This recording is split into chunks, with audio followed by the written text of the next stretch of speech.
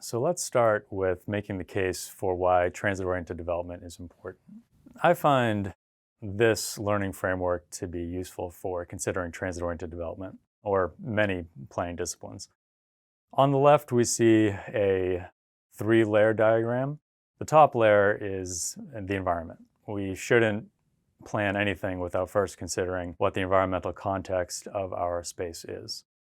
The second layer is transportation. I think transportation is the foundation for great cities, inclusive cities, economically resilient cities. The kind of development that follows in a city depends on the transportation network around it. So then the third layer is land use or development and attendant planning disciplines that follow. Land use is what makes cities. When we get to cities, we think of what the buildings and public realm is around us. And so I think it's an important third layer in this catalog. The middle image is a three-legged stool representing the three E's of sustainability. The first E is environmental protection. For reasons I just mentioned, the environment comes first.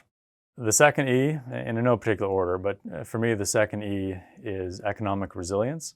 We need cities that thrive and withstand economic downturns. The third E is social equity, equity being the E. It's important that we build communities that are inclusive and similarly economic resilient as a result. On the right, we have simply the five senses.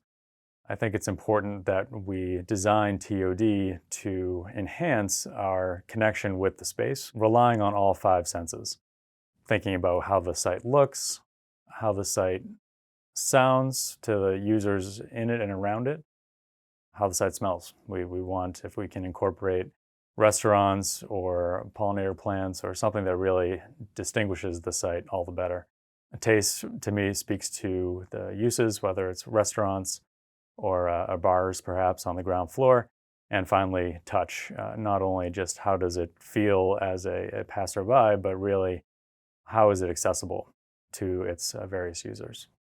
So the first E of that three-legged stool, environmental protection. Here we have some data from Transportation for America that goes into great detail about America's penchant for driving and its impact on the climate. The image shows that transportation accounts for 28% of greenhouse gas emissions. That is a significant slice of the pie, the biggest slice, in fact. And of that 28%, 59% of greenhouse gas emissions come from cars. Of course, transit-oriented development emphasizes taking transit and other modes that do not rely on greenhouse gas emissions. So TOD helps to address our emissions issue. The second image here shows that even though vehicles have become more efficient between 1990 and 2017, we are driving more. It's a bit of a Jevons paradox where although cars are becoming cheaper to fuel and easier to operate, cleaner to operate, we are operating them more. And so we're not realizing the gains from the more efficient technology. And so on the right side, we see that in fact, vehicle miles traveled, or VMT, has increased by 20% in the 100 largest cities in the country. Once again, transit-oriented development is all about getting folks out of cars and onto transit, or walking, or biking, or hoverboarding, if you will. It really intends to reduce driving and VMT and the GHG emissions that come with it. So that covers the climate protection or environmental protection side of TOD, why TOD is a useful tool to achieve environmental ends. TOD also is a cost-effective and revenue-generating way to build our cities. This data from Smart Growth America exemplifies those points. You can see here that 38% of infrastructure cost is saved in transit-oriented development. That's because you are still accommodating the same number of residents or perhaps employees, but doing so in a smaller footprint. So you're extending infrastructure like gas or water, electricity, a shorter distance. And so that's where we find those savings. There's also a reduction in service costs, in part because transit-oriented development typically is more dense than traditional development. So in terms of heating, whereas suburban development may have increased detached single-family housing, transit-oriented development has attached housing. And so 1 unit's heat is expanding up into the floor above it or to the walls, to the side of it.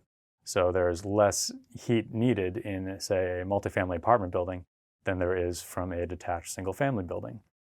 Also, there is greater revenue generated from transit-oriented development, in part because it's a more efficient land use pattern. Whereas suburban development may reserve significant land for parking lots, transit-oriented development promotes walking and biking and often reduces the amount of cars parked on site, in turn reserving that land for development.